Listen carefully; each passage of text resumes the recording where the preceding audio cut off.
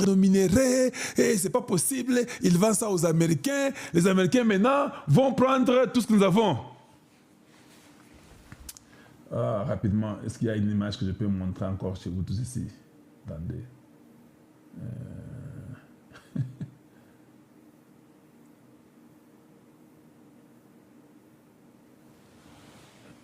Voilà. On continue, c'est bon. Quand même, oh non, ils vendent, tu sais que les partis américains, on vend tous nos minéraux, et Mboka, Bomoni. Non, écoutez, les gens qui aiment manipuler, c'est pas quand même sérieux. Vous aimez manipuler, mais vous avez oublié que Kalonji a éveillé le peuple. C'est très important. Essayez de ne pas tomber dans vos erreurs. D'accord. Tout ça, c'est que ce que vérifions un peu. Où sont partis l'argent des 18 ans Oyobo, dirigeant Mboka. Mbongo Kendawapi. Tous les minéraux pendant 18 ans, dites-nous, vous avez fait quoi avec? Vous avez construit quoi? Vous avez acheté? C'est comme ça que vous faites les débats avec les gens. Quand vous allez devant les gens, oui, que Tshisekedi a vendu les minéraux aux Américains, ok, d'accord. Avant Toko Manan Tshisekedi, regardons d'abord Baoyo, Bayaka avant Tshisekedi pendant 18 ans. Oh, Bayaka na baslipi à Kotoboka na ciment avec des bottes en caoutchouc, tout ça. Qu'est-ce qu'on fait pendant 18 ans de règne avec l'argent des minéraux qu'ils ont fait? Ils n'ont même pas construit une seule université. Parce que Tshisekedi peut lui dire, il peut dire, je vais répondre, qu'est-ce que Tshisekedi fait en vendant les minéraux? Il peut dire non, moi aussi j'ai vendu comme eux dans 7 ans, mais j'ai construit 10 universités. Il peut se défendre comme ça, non?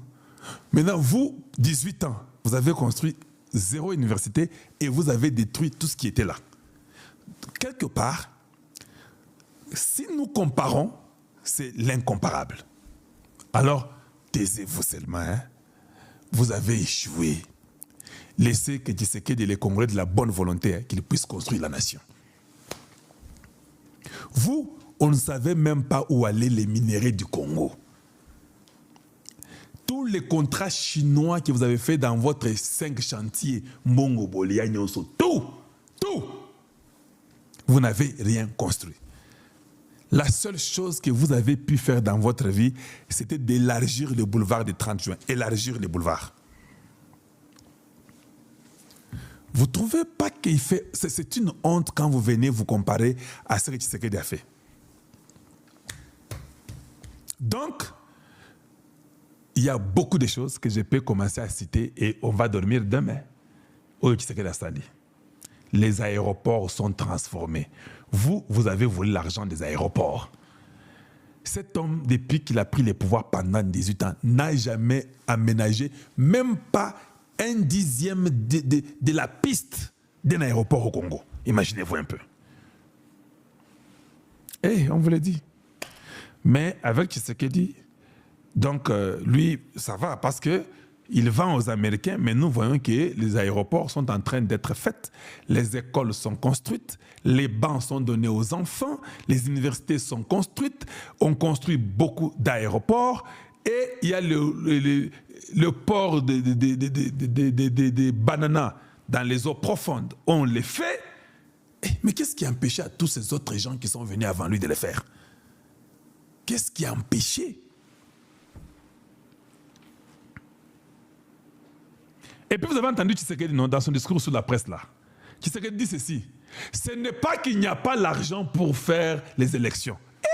Nana Mona aussi un président sincère comme celui-là. Il pouvait seulement aussi nous dire que non, il n'y a pas l'argent. Il n'y a pas l'argent pour les élections.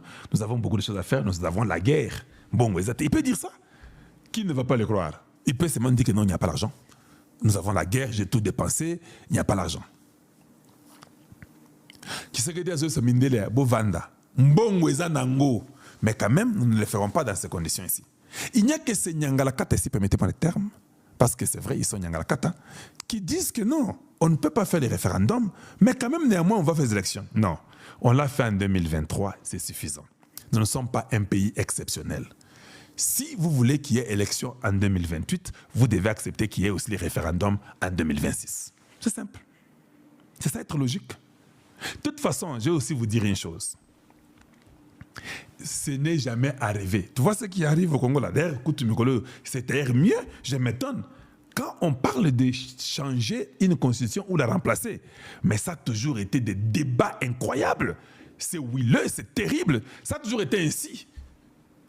Mais ils finissent toujours par le faire. Mais faites-le dans le bon sens d'aider votre République. C'est ça la vérité. Donc moi, je m'étonne d'ailleurs que maintenant, il n'y a même pas les débats. Donc la constitution ici, tu sais qu'il va changer seulement comme ça. Il n'y a rien, il n'y a pas d'opposant, il n'y a personne. Et puis, il va changer comme ça.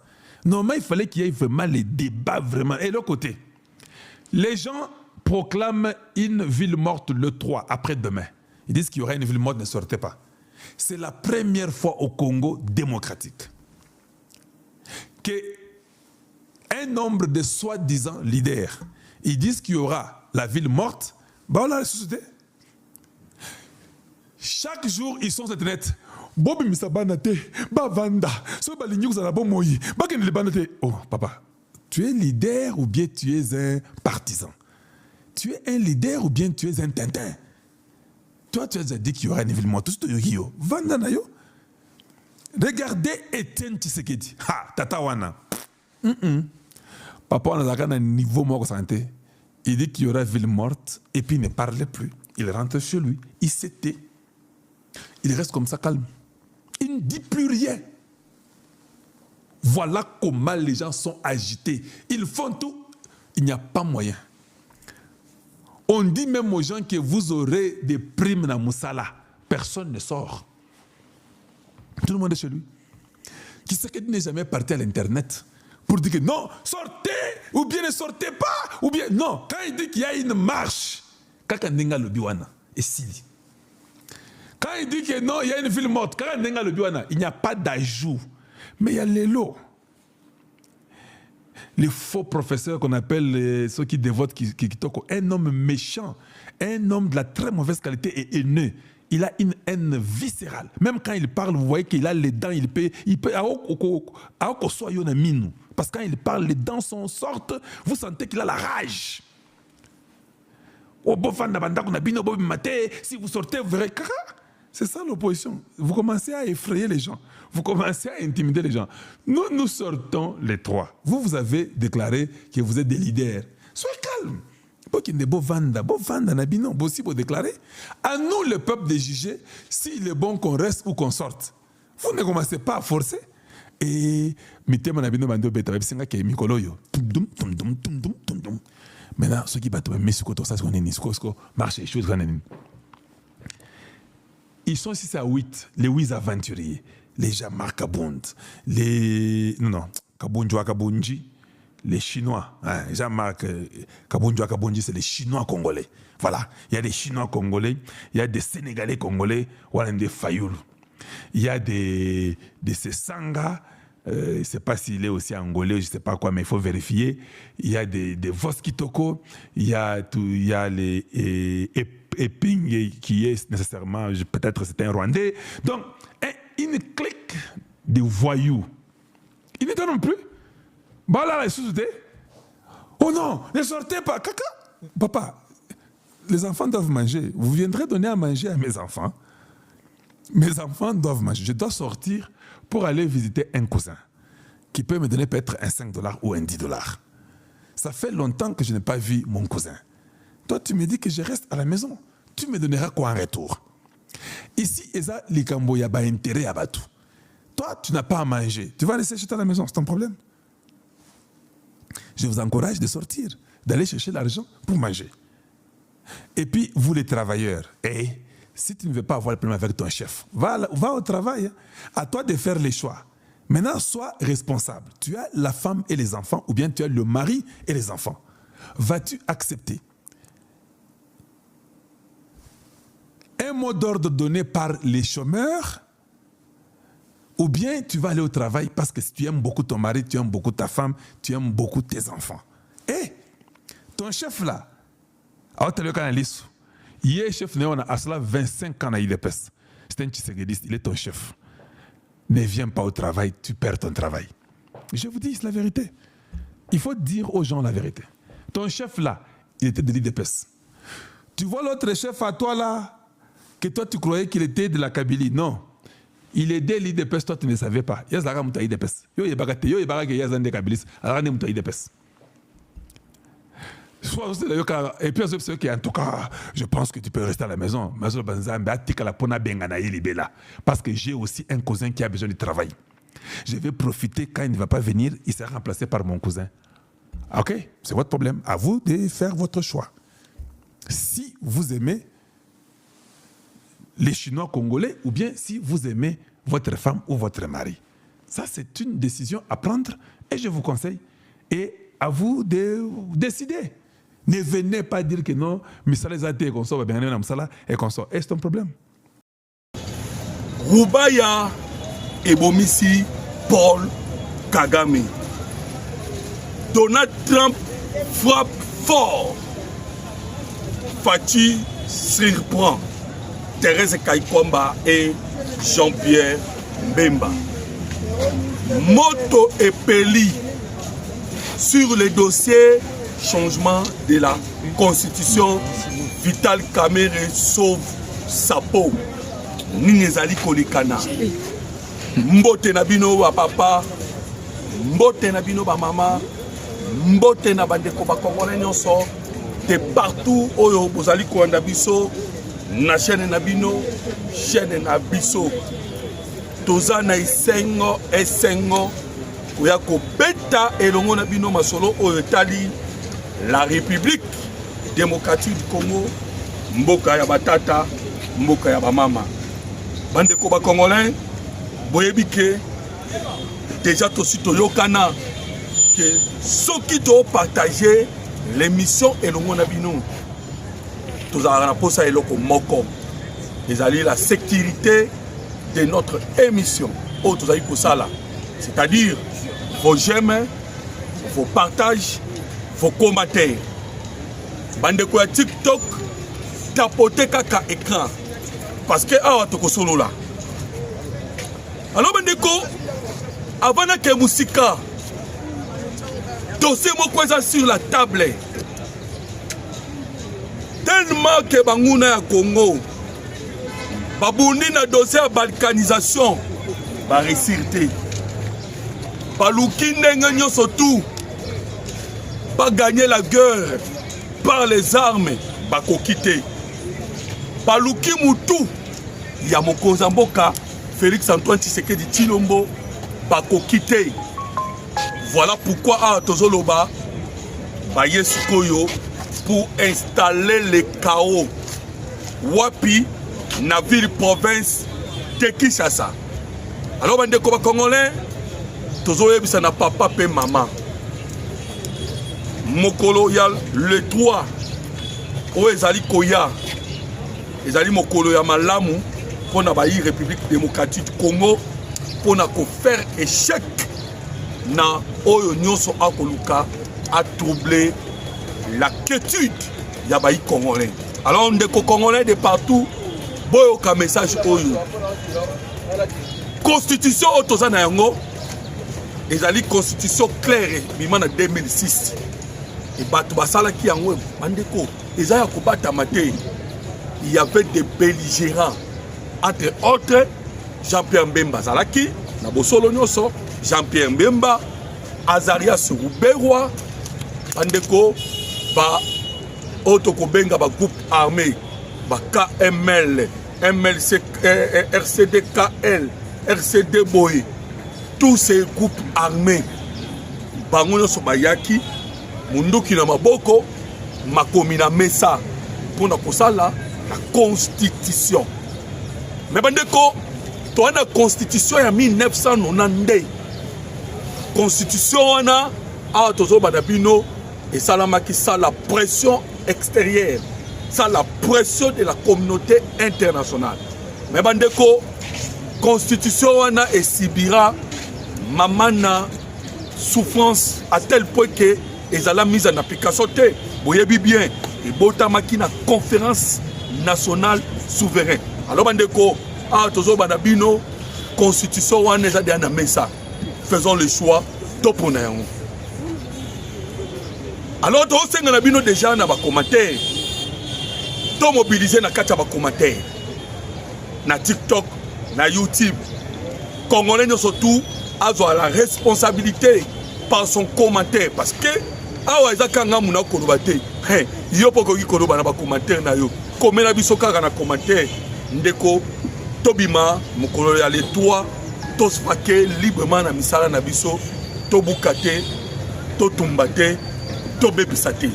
Merci na bandeko ba congolais surtout o bazali déjà ko commenter boyo kasikoyo mama na likabuto nango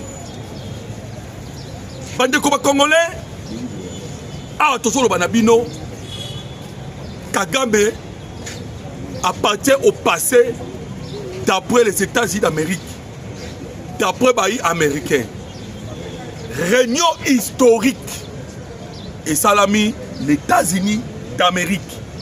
Bandeko ba Congolais na lobby réunion historique. Donc place Nazali Awa Nazana incapacité. Pourquoi? Parce que sur le studio Mouro ya malamu koleka.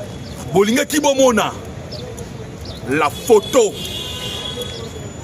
wapi ya bayi Rwanda ya mukiri mobimba basangani to beteki na bino masolo wana bayi Rwanda ya mukiri mobimba basangani les États-Unis d'Amérique pour nini pour na kubeta masolo avec les sous-secrétaires d'État américains au Asimi Makambuya Afrique. L'isolo zanini comment gérer les pays après Paul Kagame.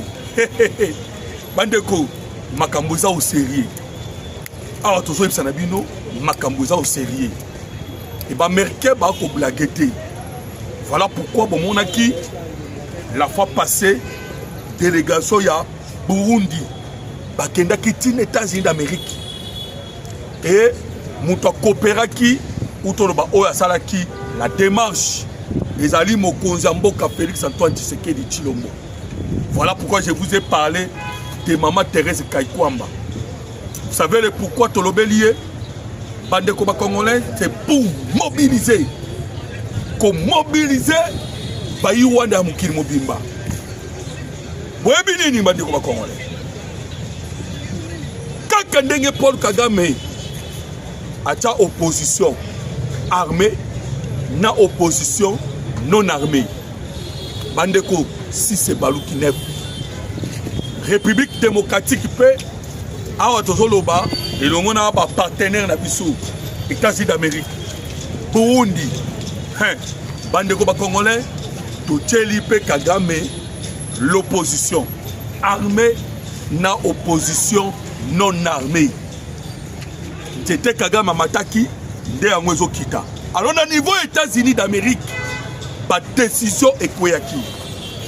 Pas de décision est quoi qui au niveau États-Unis d'Amérique? Ils ont pas de décision. Préparer après Kagame. Oui, décision. Mais encore, on a des détails. Pourquoi? Parce que Nassina Lobela qui va détailler à tous les 8 décisions. Alors, les 8 décisions décidées au niveau des États-Unis d'Amérique, ils ont dit qu'il faut organiser les élections. On est à 8e point. On a sauté les 7 autres parce que j'en ai déjà parlé. Mais 8e point, Bandeko Congolais, il y a Bosangani, Basanganaki, opposant Rwandais, Basanganaki, na niveau États-Unis d'Amérique. Le 8e point est l'organisation de l'élection libre et transparente ainsi que démocratique na Rwanda. Coalition wana babenyango na komoni. Conseil national pour la démocratie du Rwanda. Bandeko ba Congolais, awa tozo banabino trouble na Rwanda.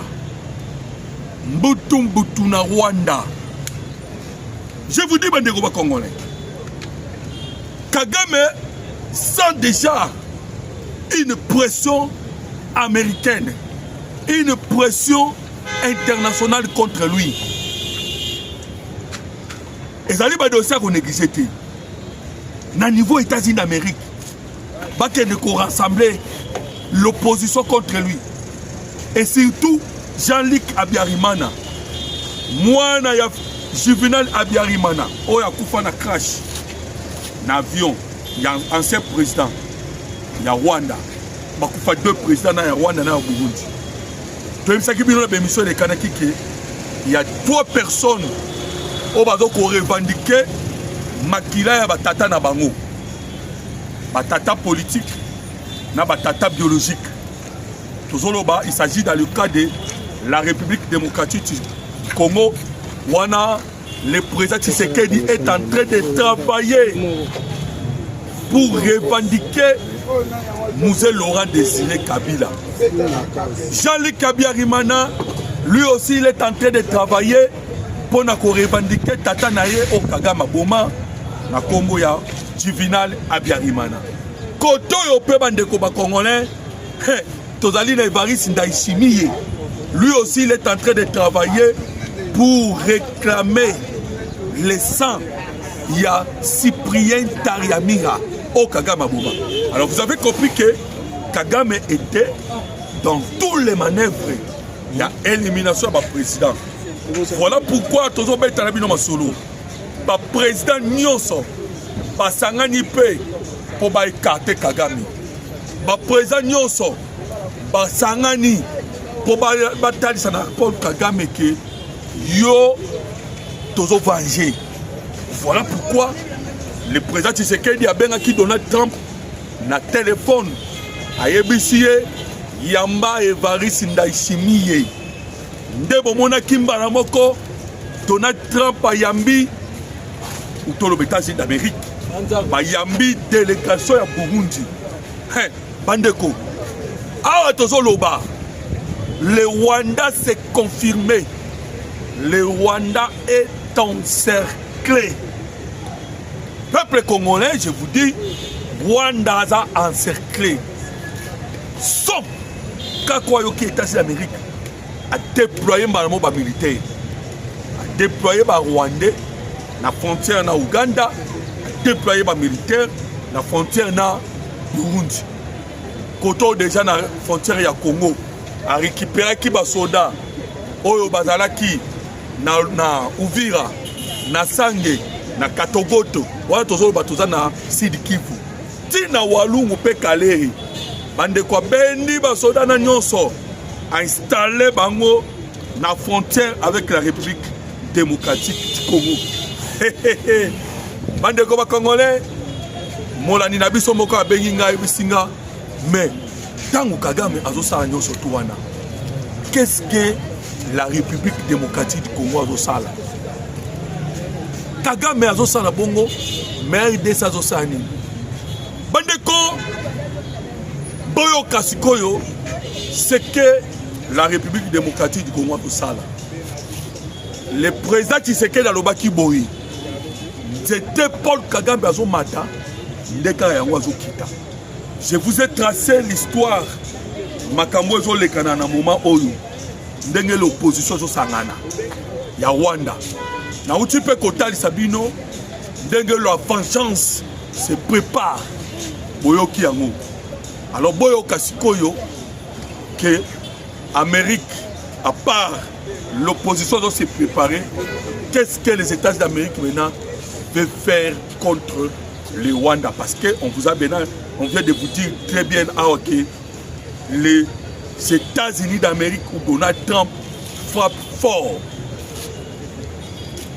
Communauté Hutu. Communauté Hutu. Balobi boye.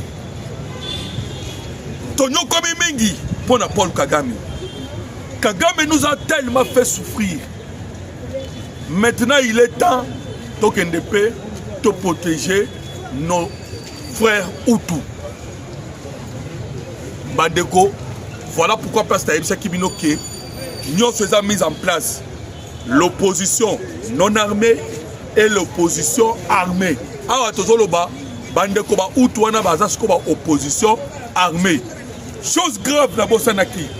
O esengeli bo souligner. Parce que dans la Robert Yabino li solo, il y a opposition et ça se prépare les États d'Amérique. Kuna ba yamina ba FDLR. Comme ça, tu as Kagame, abenga Donald Trump qui a soutenu la FDLR. Tu as Paul Kagame, abenga l'Américain qui a soutenu la FDLR. Même les FDLR ont été représentés. Hein? Pourquoi Kagame pour na ya kanisarake ba FDLR avec le Koutanaye to ba FDLR ba salaka génocide ils ba FDLR akala. Les restes de nos komona ce sont des enfants 25 ans 30 ans bano babota milobi bana oyo babota milobi. Alors bandeko ba congolais boyo kasikoyo ndenge Emmanuel Macron aza siko bloqué. Emmanuel Macron bloqué. Macron kanisa ki azobunda na Tshisekedi. Macron ou bien France bakanisa ki bazobunda na Congo. Et bakanisa ki ke Congo eza Mali. Bakanisa ki ke Congo eza Burkina Faso to ezali Niger. Parce nini c'est prenant qui l'armée russe et alors que la Russie aussi est en guerre.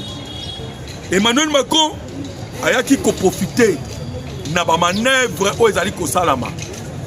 Guerre entre États-Unis d'Amérique et l'Iran, guerre entre l'Ukraine et la Russie. Bande koba congolais, Emmanuel Macron a tindi bataillon avec des militaires français ainsi que des militaires polonais. Boyoka bandeko ba congolais, boyoka lisolo. Mais nazo mona ba jeme za muke. Et puis bandeko ba otapotete. Bandeko na ngai, je vous demande de aimer, de partager, de commenter. Na ba commentaire soko za kaka pour le changement de la constitution comme na biso, nous voulons le changement de la constitution. Alors Kobo Sanate parce que tous en un moment moko très important, je vous dirais, il y a eu 8 millions. Il y a 8 millions au Babinisi pour Nalikabutali bloquer le changement de la constitution. Et dans Oyebisayo, Banani Babinisi 8 millions et l'objectif faisant nini la commission 8 millions et pourquoi Babinisi yango en ces temps-ci. Nakubeta lisolo wana mobimba. Et dans Oyebisayo ndenge nini aujourd'hui mbongo wana ezo circuler wapi na wapi et banani batie mbongo na obeta lisolo wana. Mais avant na koma kuna je préfère d'abord kobeta na bino lisolo ya la France avec déploiement na bango ya ba militaire oyo bazali ba polonais na ba français na objectif ya nini des techniciens na objectif ya nini na beta no lisolo wana. Voilà, je me répète encore. Bosungangaï, s'il vous plaît, to aimer l'émission, to partager, to tapoter boyoka, masolo ya mboka Congo, mboka abino, mboka na biso. Emmanuel Macron, bandeko ba Congolais balobaka ke bakangaka mutu kaka na maloba na ye.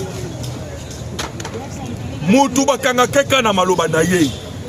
Ndenge na ko s'exprimer lelo tolobi ba soki ba tchelika vidéo ba loba oyo to yote pourquoi loba kiboy l'objectif faisant source na yo eza wapi information zo lobo zu wapi nyoso zo loba eza na objectif nini bosi boyebi déjà que tango biso toka koloba nous notre objectif ezali nini objectif na biso ezali bayi kongomani bayeba nini ezali kolekana na République démocratique du Congo mboka na bino mboka na biso eza communication patriotique.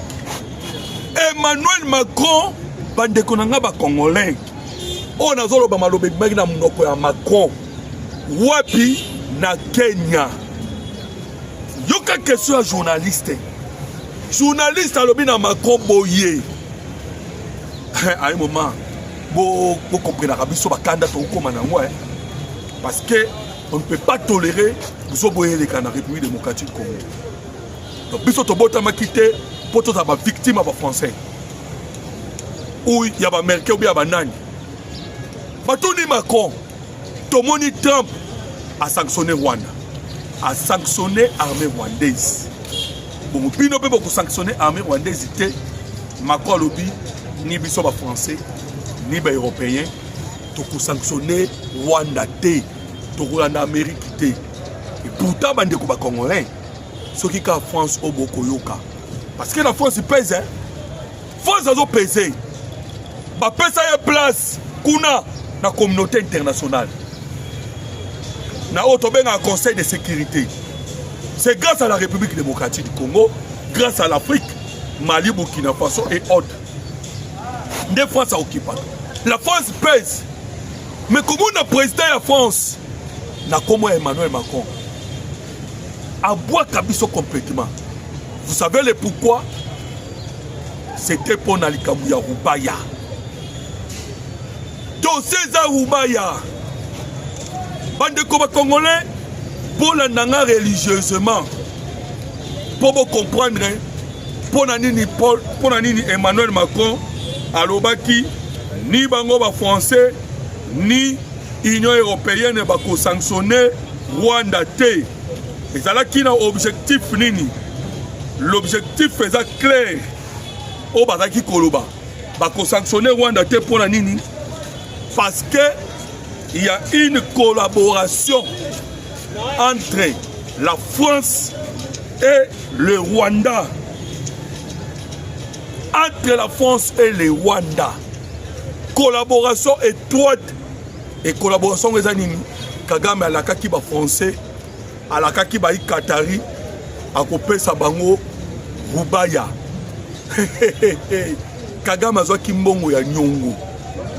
Et à la kakike, ba ko récupérer na Roubaya. Vous voyez que Qatar a 6 milliards. 6 milliards pour Nakutunga, l'aéroport de Gassabo. Vous voyez que les Français, les Pesa Rwanda, ils ont la francophonie na bango.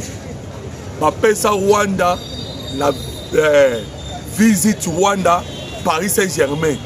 Donc la visibilité, il y a pauvres pays. Les Pesa Yango. Et en retour des accords secrets, en retour, Rwanda zong c'est la Kabango, minerai à Congo.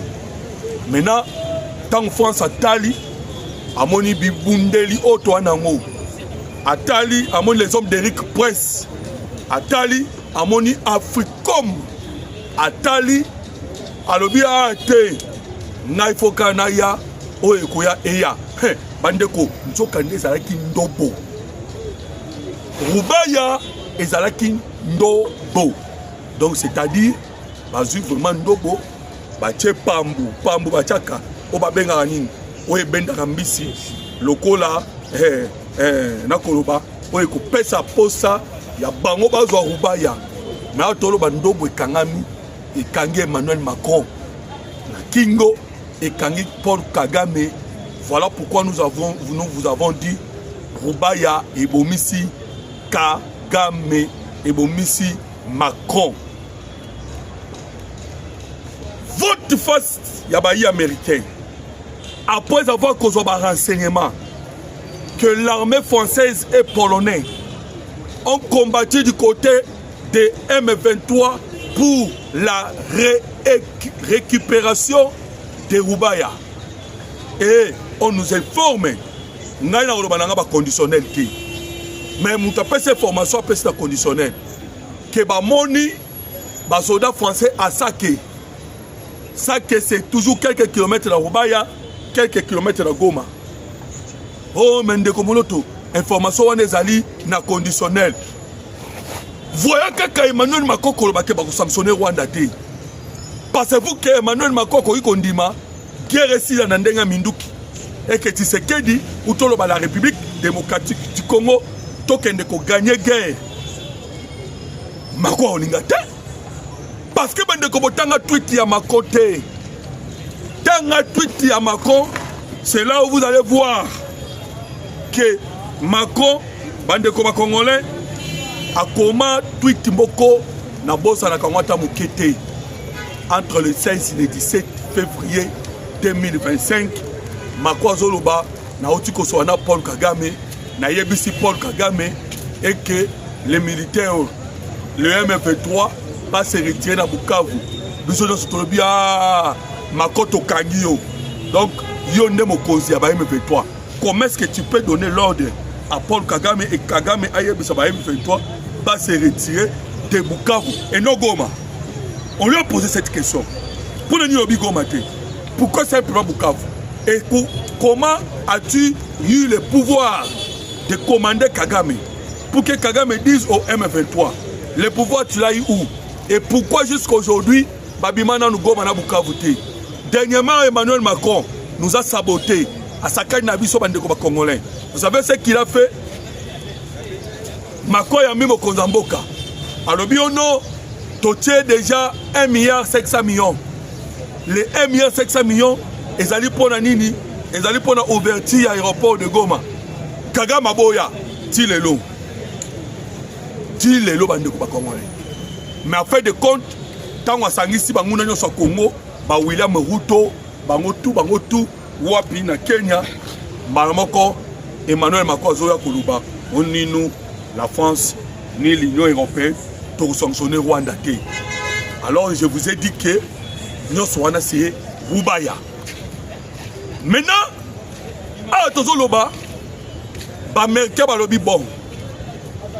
Comme guerre aux alliés dans l'Est de la République démocratique du Congo, les alliés guerre ya Congo et la Rubaya.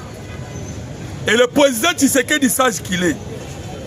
Après la signature de l'accord de Washington, autre signé le 4 décembre 2026, pardon, 25, Tozwa ki Rubaya, to pesi en Moscou américain, n'a accord sur les minerais.